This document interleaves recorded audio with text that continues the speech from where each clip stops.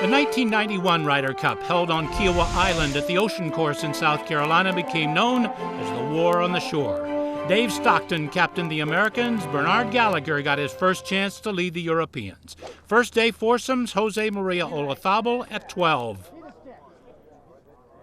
cutting the deficit to just 1.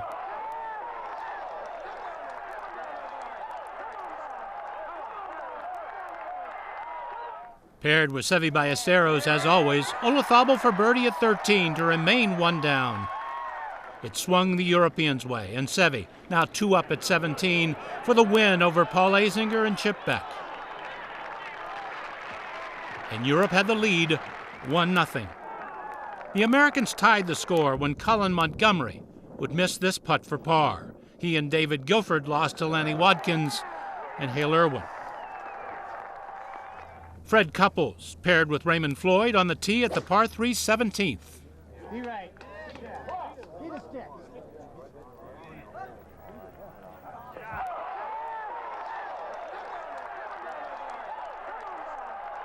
They would beat Bernard Longer and Mark James, and the U.S. led 2-1. Mark Calcavecchia's approach to 16, setting up a victory with U.S. Open champion Payne Stewart over Nick Faldo and Ian Woosnam, the reigning Masters champion. And after the morning debut at Kiawah, the U.S. led it 3-1.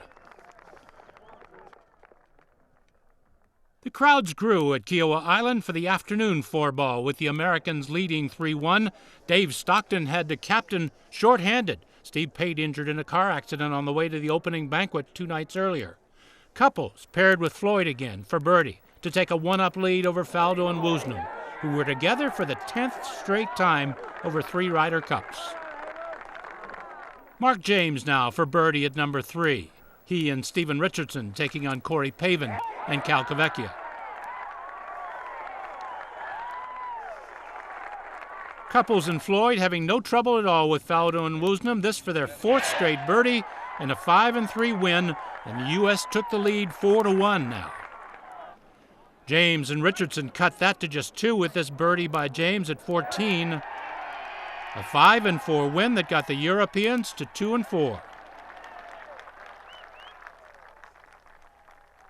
Sam Torrance with a brilliant tee ball at the par 3 17th. Just watch him play the slope. Be right.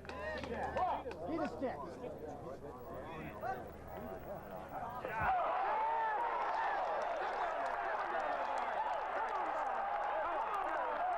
But Mark O'Meara matched that birdie with one of his own to help he and Lanny Wadkins stay 1 up.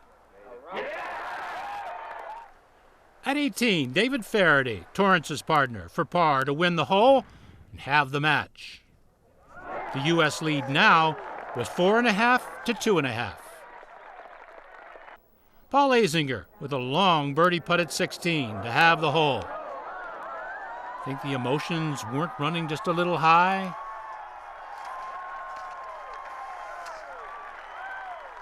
But at 18, disaster struck for the Americans. First, Chip Beck. And then his partner, Paul Azinger.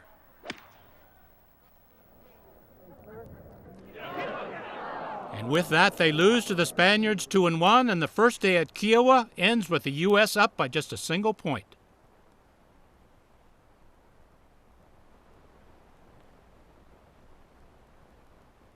Saturday dawned on Kiawah Island with a fierce American resolve, knowing the Europeans had held the cup longer than at any other time in their history. Foursomes in the morning.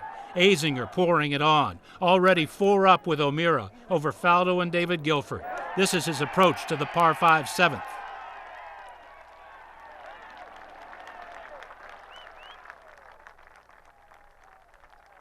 Now O'Meara's turn, the eagle putt to make it 5 up.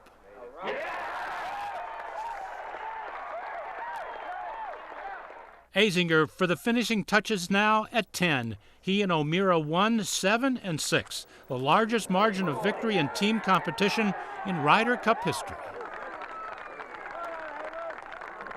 Floyd, with Couples, misses the short putt at 16 to lose to Seve and Olazabal 3-2, the only European victory in the foursomes this day. America's lead going to the lunch break was 7.5 to 4.5.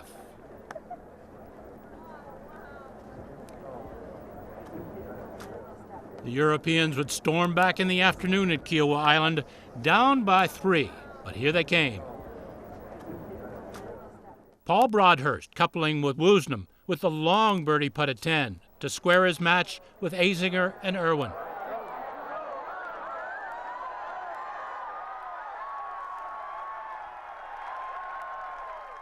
Now Woosnam, the nifty chip off one of those sandy lies you get at the Ocean course, setting up a 2-1 win, and it's just a 2-point American lead now. Longer, hidden by the huge galleries, to go up 1 with Montgomery over Pavin and Steve Pate, finally well enough to play.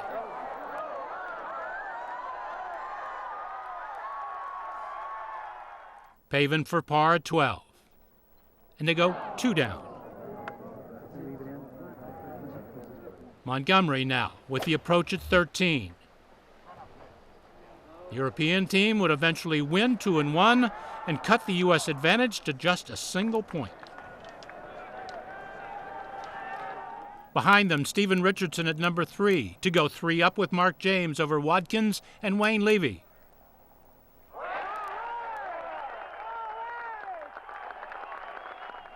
Watkins fights back with a birdie putt of his own at 11.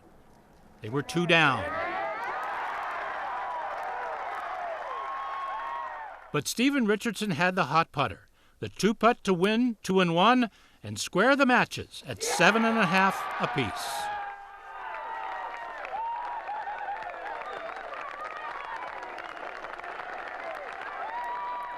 Couples now from behind the green at 7 for eagle. Watch the double break here. He and Payne Stewart go 1 up over Seve and Olazabal.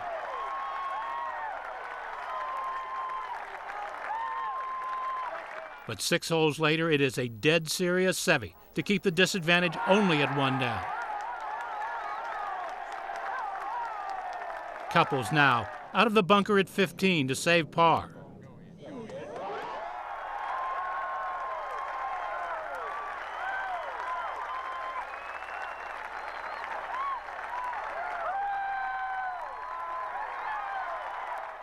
Seve would match him.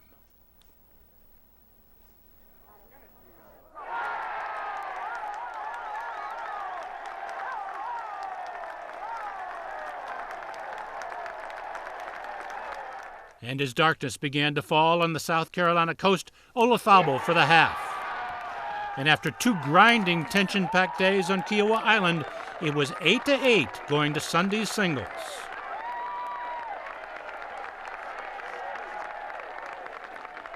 If this was indeed a war, as so many described it, it appeared it would go down to the very last shot fired. Nick Faldo for eagle at 7 to go 2 up on Ray Floyd. Faldo for birdie at 10 to stay 3 up. He would eventually win this match 2 up and give the Europeans their first lead of the weekend, 9-8. They would extend that to 2. David Faraday at 11 against Payne Stewart.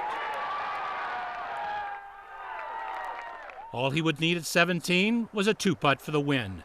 It would be his only Ryder Cup, but what a memory as he beat Stewart and put the visitors up 10-8.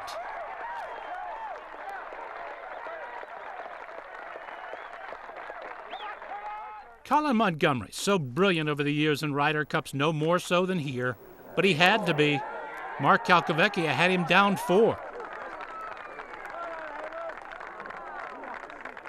Montgomery's rally fell short, however. Calcavecchia had 18 to have, and they split the match, which was almost like victory for Montgomery.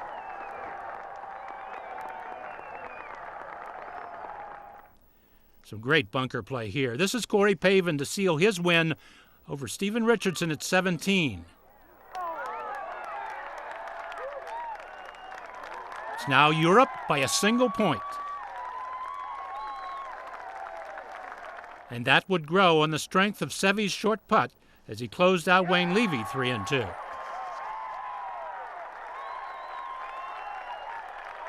One of the best matches of the day ended at 18 when Olazabal missed this short putt to lose to Paul Azinger. 13 lead changes in that match. Another brilliant bunker shot, this time by Jip back at 11 against Ian Woosnam. Watch him, never once looks up.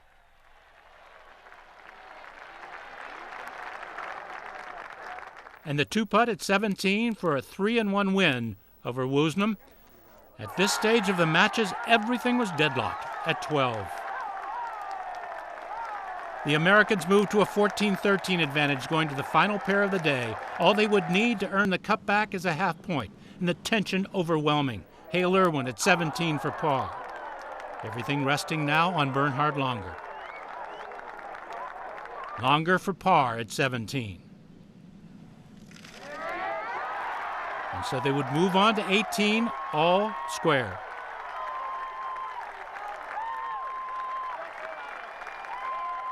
Moments in Ryder Cup history.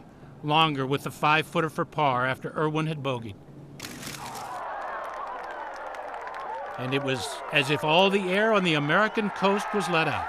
A historic U.S. victory regained the Ryder Cup, and some feel changed this event forever, turning an event into a gigantic spectacle.